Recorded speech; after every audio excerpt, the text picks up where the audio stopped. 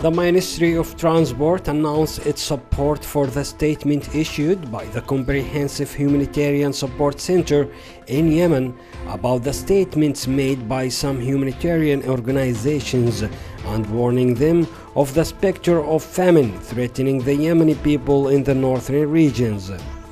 The ministry said in a press statement that it supports the contained in this statement from an appeal to all international humanitarian organizations operating in Yemen to pressure the Houthi group to release the ships it is holding in the ports of Hodeidah and Salif urgently,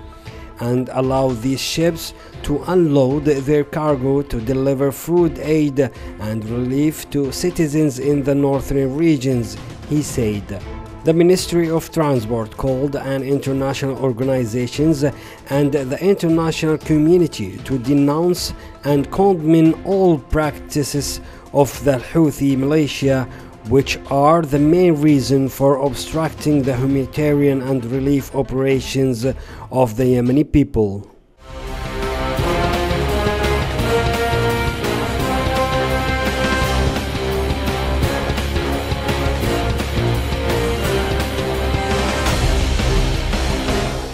The heroes of giant brigades dominated the University of Hodeidah and the air defense camp in Hodeidah,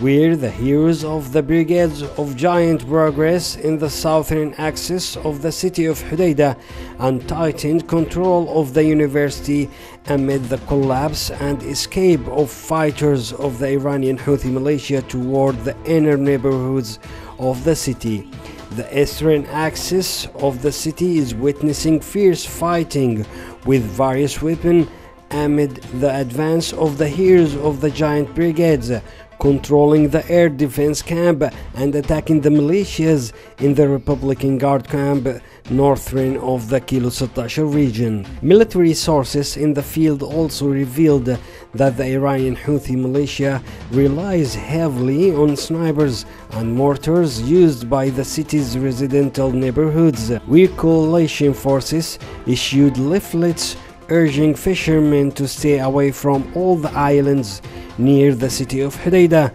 and not to approach to southwestern shores of the city. It also called on the citizens to move away from the areas of confrontations.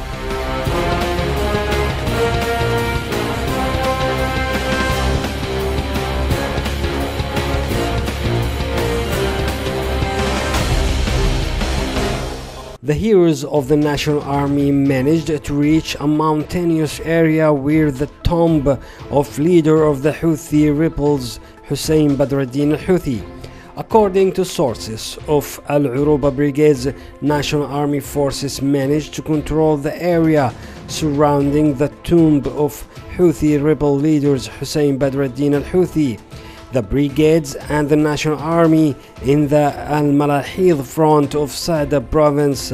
provided more than 40 kilometers to the top of Mount Marwan and liberated more than 20 villages controlled by the Iranian Houthi militia. The forces continued to advance the air cover of the Arab Alliance toward the center of the Directorate of the province of Sada, within the framework of a large military operation launched to complete the liberation of the Directorate and the province in full.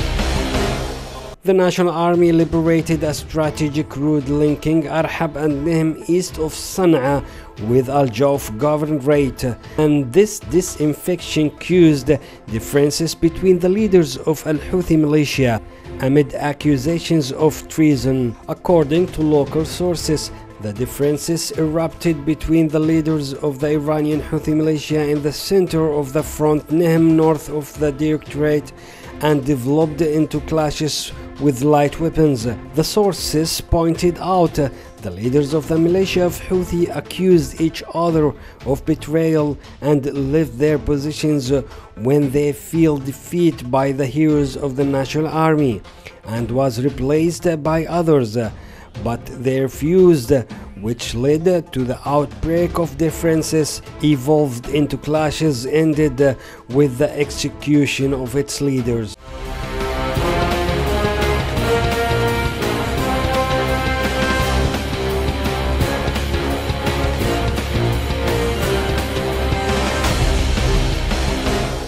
A number of fighters from the Iranian Houthi militia broke up and handed themselves over to the National Army and the Arab coalition on the West Coast.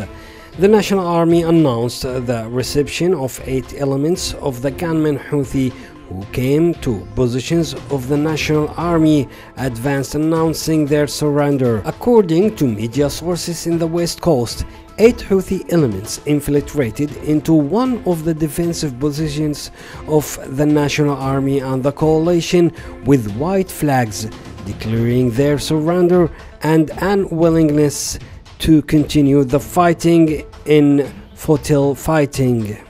He added that the competent authorities of the coalition forces conducted medical examinations for them,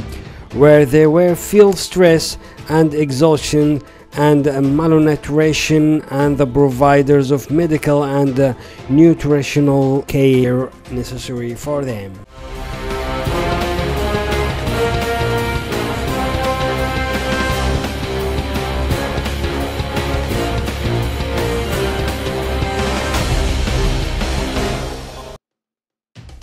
According to local sources, the Iranian Houthi militia patrolled the streets and neighborhoods of Damar with a number of crews and began abducting young people from some neighborhoods. The sources added that the gunmen of the Iranian Houthi militia kidnapped a group of young people, specifically on the fairgrounds and some of the city's lands. The sources say that the kidnappers have been fighting in the ranks of the Houthi militia for months, but left the fighting with them. But we're surprised by the Houthi militia crews take them to force them to return to the fronts to fight in the ranks again.